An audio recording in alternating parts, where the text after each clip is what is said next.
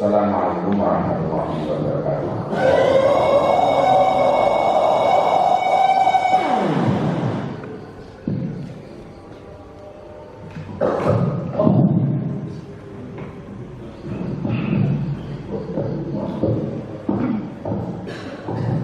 Alhamdulillahirrahmanirrahim.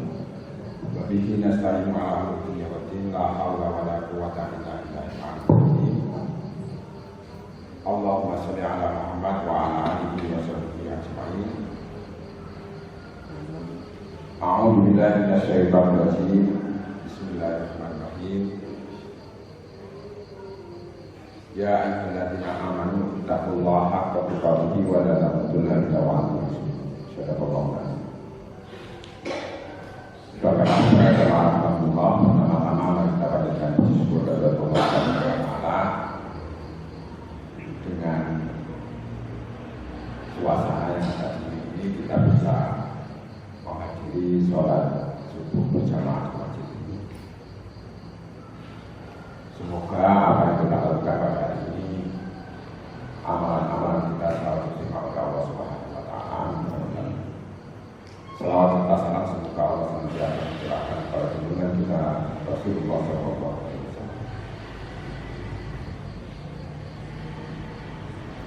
Di dalam surat Al-Hasyr disebutkan wal tanzur nafsum ma qaddamat liqad.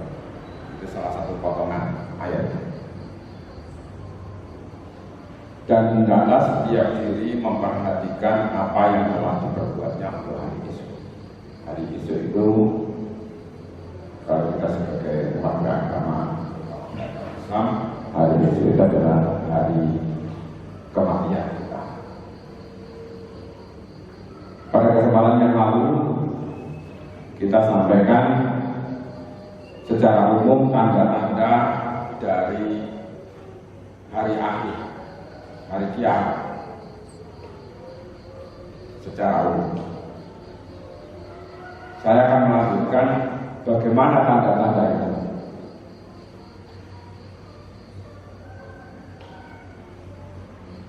Para jamaah rahimakumullah, tanda-tanda hari akhir itu yang pertama adalah tanda-tanda yang telah berlalu dan sudah selesai. Ini adalah tanda-tanda yang jauh, mungkin jauh dari kelahiran kita. Tanda-tanda yang terlihat dan berlalu diantaranya adalah kehadiran Rasulullah SAW.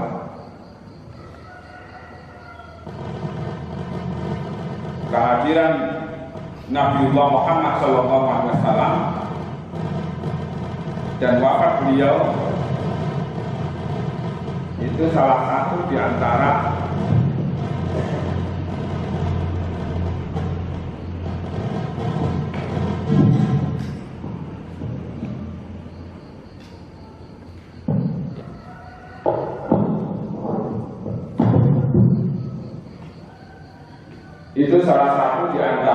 tanda-tanda yang pertama. Karena apa? Rasulullah itu adalah Nabi penutup, Nabi yang terakhir. Karena Nabi yang terakhir, maka tidak ada Rasul-Rasul yang lain setelah ini. Ya, kita adalah orang yang berada pada masa jauh dari kenabian.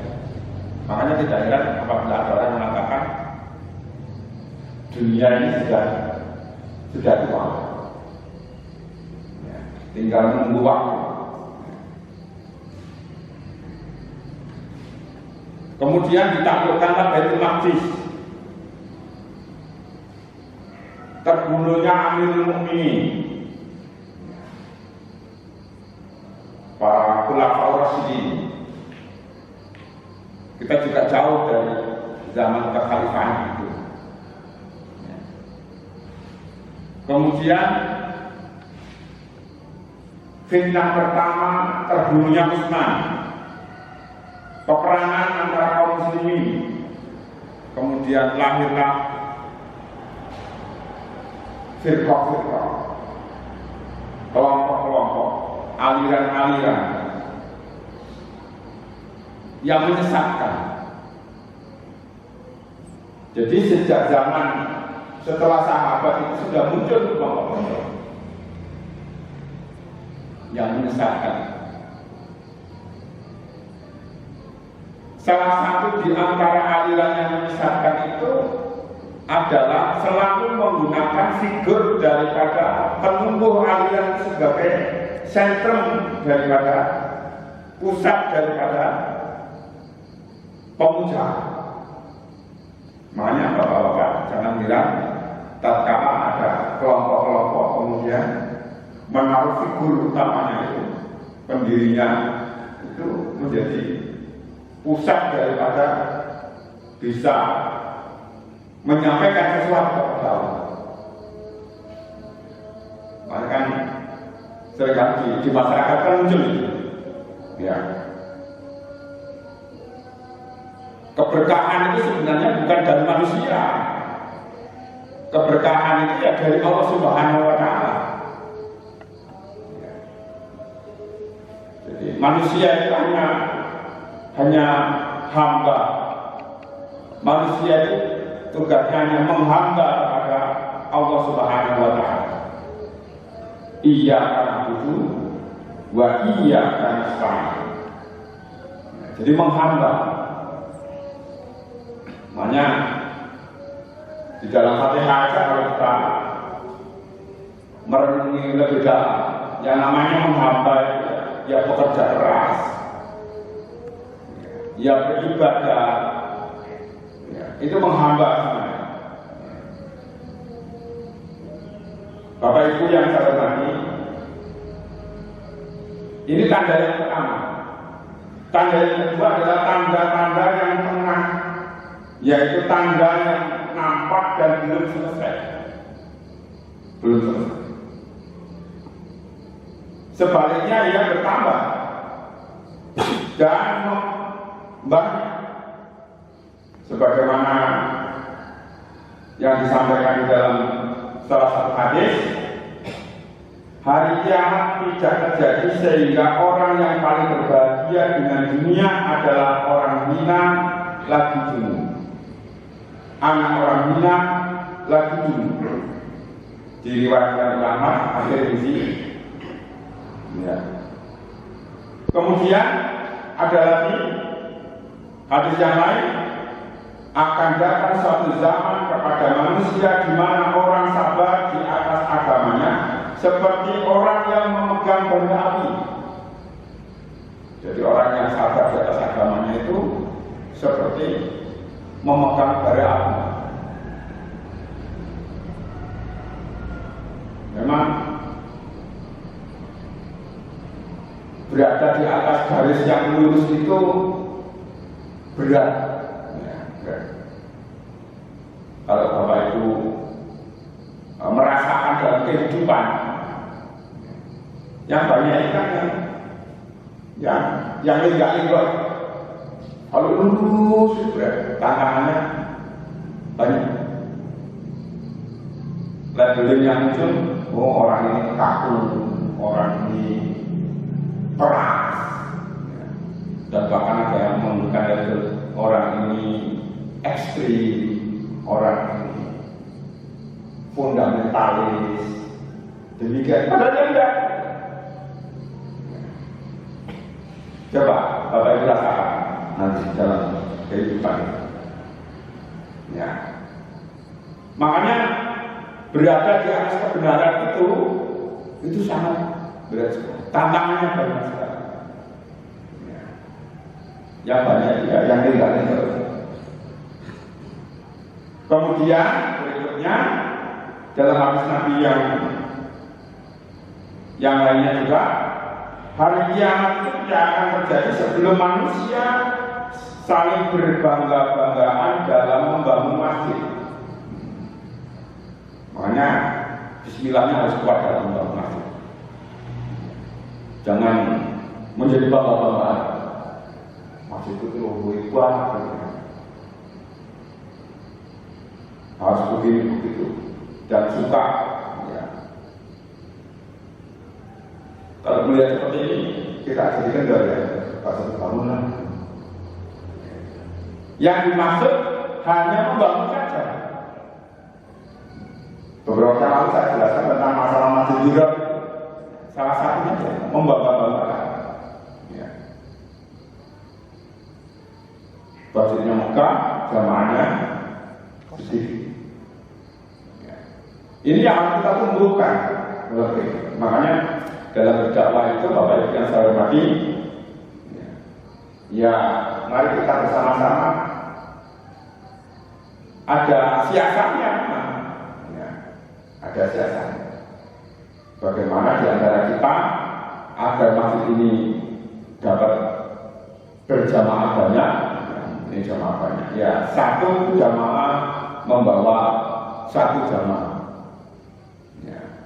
Seperti model multi level gitu ya. Satu jamaah membawa satu jamaah membawa dua jamaah. Begitu seterusnya untuk kita jadikan sebagai tempat untuk bersama-sama beribadah kepada Allah Subhanahu wa taala, terutama ibadah malam. Kemudian di antaranya yang lain adalah akan ada di akhir zaman para ahli ibadah yang jahil dan para qori yang fasik. Jadi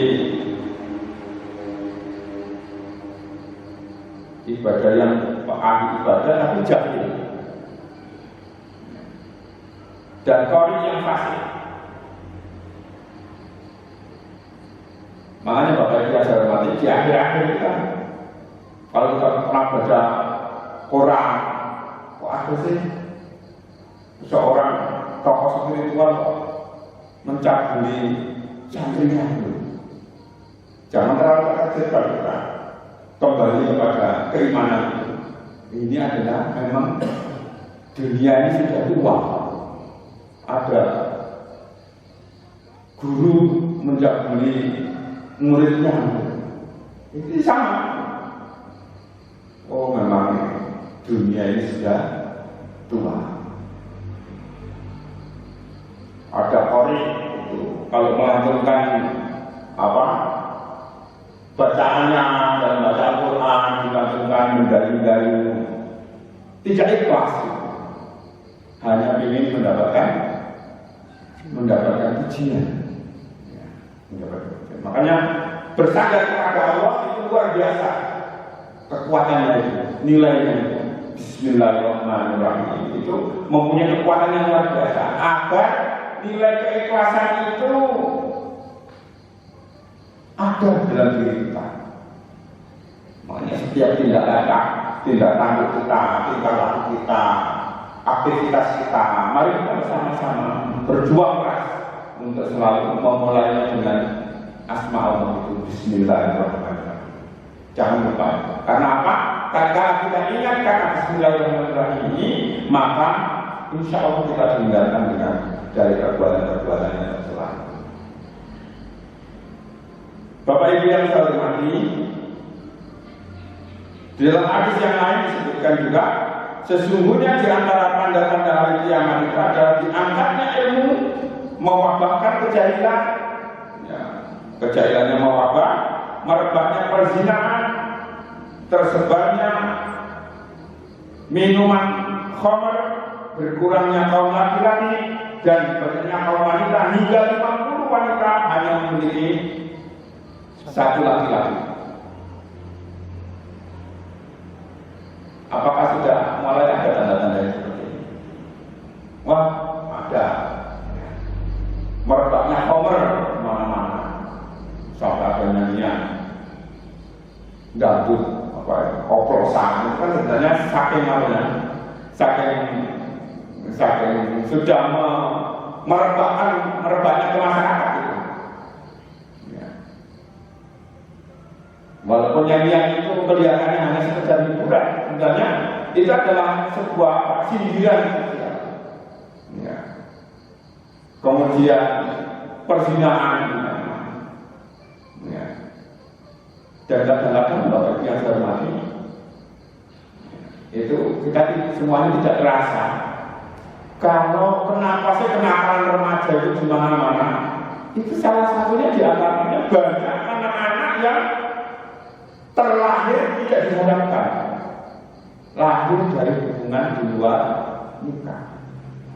Mohon maaf Bapak Ibu sekalian, saya mempunyai laboratorium sosial dari pengamatan saya sendiri.